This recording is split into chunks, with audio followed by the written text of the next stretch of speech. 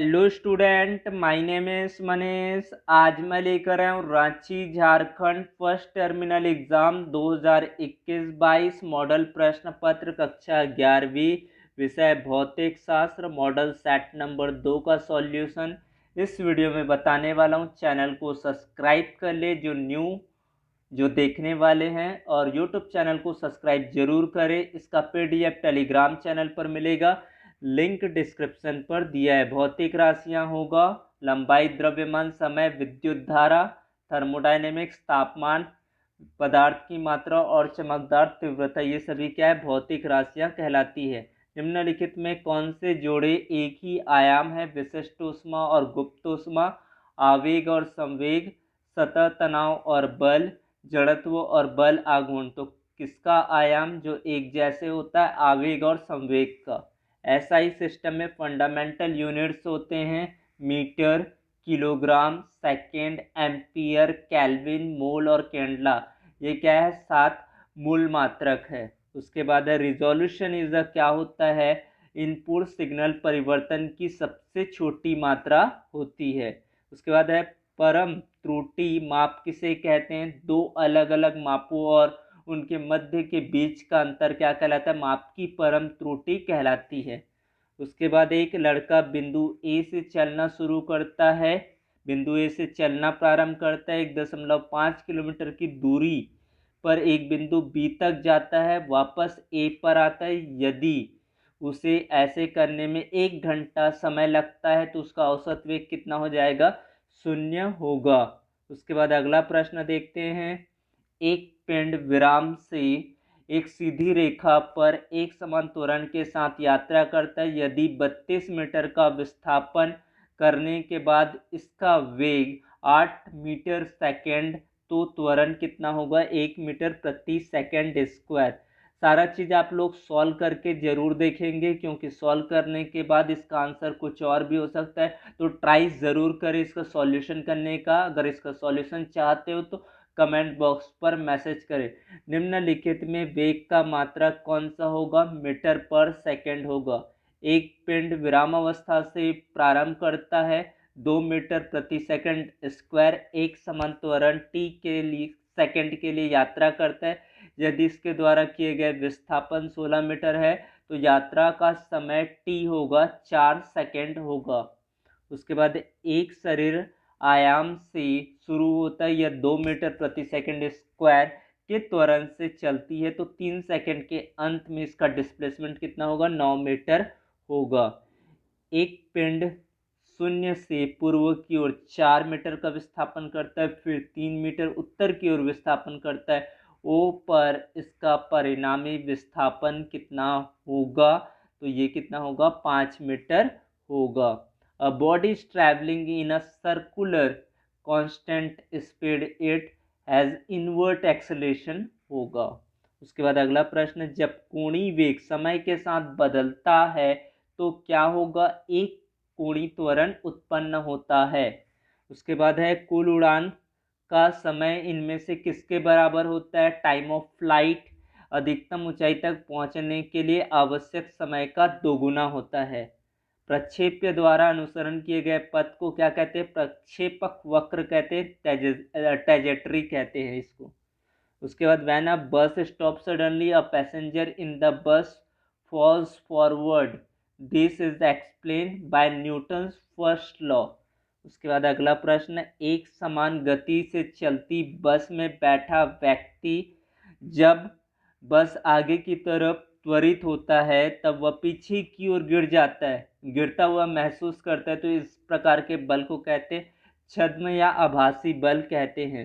उसके बाद है a body of mass 5 kg is travelling with uniform velocity 2 metre per second, its momentum is 10 kilogram metre per second. उसके बाद अगला प्रश्न है, एक पिंड का द्रव्यमान जो शरीर पर कार्य करने वाले बल के अनुपात के बराबर होता है और पिंड में उत्पन्न त्वरण होगा जड़त्वी द्रव्यमान।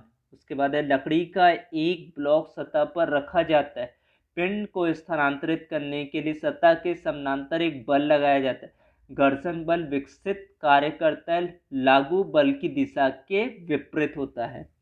उसके बाद मूल बलों गुरुत्वाकर्षण बल, विद्युतीय बल, नाभिकीय बल, सबल नाभिकीय बल में से गुरुत्वाकर्षण बल परिमाण में चौथे स्थान पर है।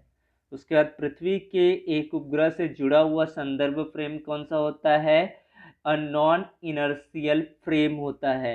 उसके बाद 23वां प्रश्न देखते हैं। द्रव्यमान m का एक ब्लॉक समतल सतह पर रखा गया है, इस सतह के समानांतर ले जाने के लिए एक बल लगाया जाता है, तो विकसित घर्षण बल F के समानुपाती होता है कौन? पिंड का द्रव्यमान। उसके बाद आ जाएगा अगला प्रश्न। एक मशीन 1200 मीटर प्रति सेकंड के वेग से 40 ग्राम द्रव्यमान की गोली चलाती है। इसे चलाने वाला व्यक्ति गन पर अधिकतम 144 न्यूटन बल लगा सकता है, तो वह प्रति सेकंड अधिक से अधिक कितनी गोलियां चला सकता है? तो इस न्यूमेरिकल को सॉल्व करने के बाद आया 3। उसके बाद body of mass 10 kilogram in travelling with uniform speed of 5 metre per second kinetic energy find out करके बताना कितना होगा। तो इसके लिए फॉर्मूला आप लोगों को लर्न होना बहुत ही ज़रूरी है और इसका आंसर आया 125 जूल। उसके बाद अगला प्रश्न है 1000 जूल का एक कार्य 2 सेकेंड में किया जाता है, तो किया गया शक्ति आपको निकाल लेना है। तो शक्ति के लिए दोनों मान का हाफ कर दो, तो इसकी शक्ति फाइंड आउट हो जाएगी 500 वाट आ गया। उसके बाद देखते हैं अगला प्रश्न। 10 किलोग्राम द्रव्यमान का एक पिंड 2 मीटर की ऊंचाई पर 2 मीटर पर सेकेंड की एक समान चाल से गतिमान है, कुल ऊर्जा कितना होगा? तो 216 जूल होगा। सारा चीज़ आप लोग फॉर्मूला में रख कर इसको सॉल्व करेंगे। 28वां प्रश्न देखते हैं। 2 द्रव्यमान 1 ग्राम तथा 4 ग्राम समान गतिज ऊर्जाओं से गतिमान है, उनके रैखिक संवेग के परिमाण का अनुपात होगा 1:2 होगा।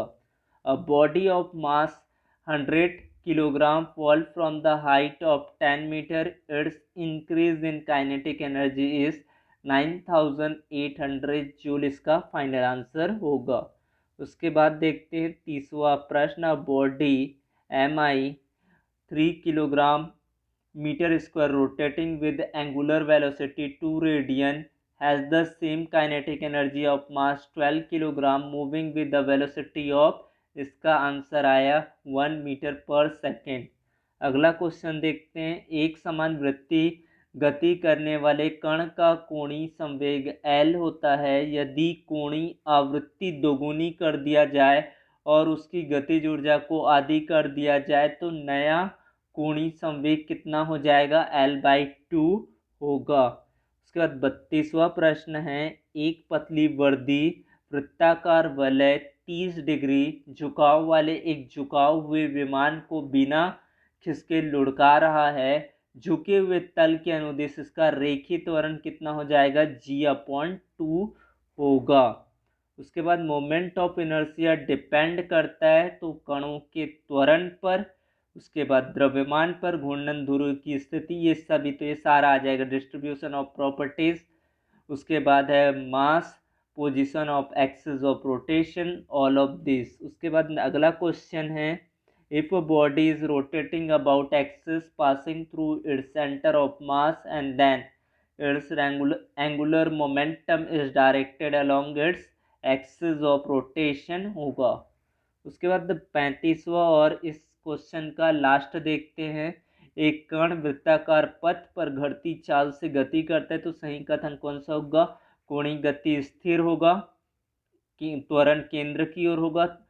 कण घटती त्रिज्या के साथ सर्पिल पथ पर चलता है, कोणीय संवेग की दिशा स्थिर रहती है, तो कोणीय संवेग की दिशा स्थिर रहती है। तो इस तरह सारे क्वेश्चंस को सॉल्व करना है, न्यूमेरिकल प्रॉब्लम्स को सॉल्व करना है और अच्छे से अपनी तैयारी को बेहतर करना है। Thank you for watching video. Subscribe the channel. Thank you.